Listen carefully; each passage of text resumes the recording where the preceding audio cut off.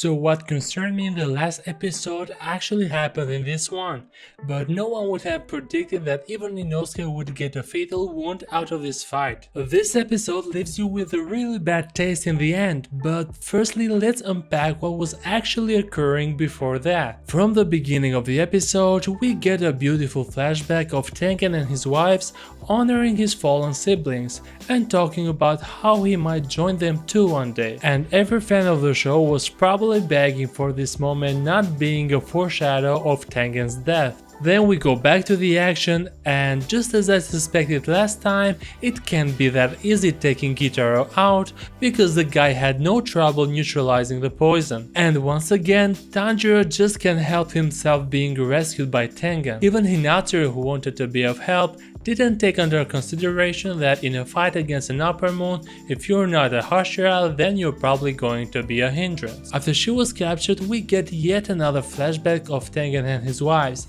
and at this point we get it, something bad is going to happen. And for them to settle down and live a normal life is not looking like it's going to be that easy. But Tanjiro out of nowhere somehow manages to blend both water and sun breathing techniques, cutting Gitaro's hand and taking Hinata away from him. What Tanjiro has just done is how offshoots of the sun breathing technique were actually born. In time, swordsmen have been mixing breathing techniques together so that they could use the one that suited them the best. And who knows, maybe we'll get a unique breathing technique out of Tanjiro. On the other side, Inoske and Zenitsu seem to have a lot of trouble dealing with a full powered Daki, but with Tanjiro's help they finally succeeded in cutting her head off. Something interesting that we haven't seen before was Zenitsu taking the leadership role and planning the action needed to take Daki out. I mean, Zenitsu in a sleeping state is full of wonders. But it turned out that Tanjiro assisting the other guys wasn't the best choice of action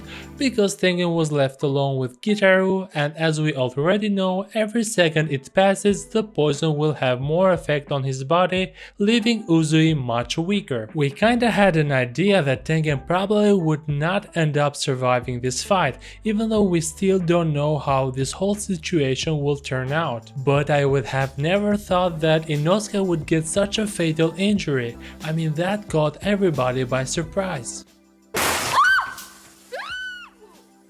And from this point on, everything seems to be getting a bad turn, and I have no idea how our guys will get out of this one. Maybe Nezuko in her berserk state is the only solution for this situation, but I guess we have to find out in the next episode. If you enjoyed this video, make sure to leave a like and also subscribe for more Demon Slayer discussions. Thank you for your attention, and I will see you next time.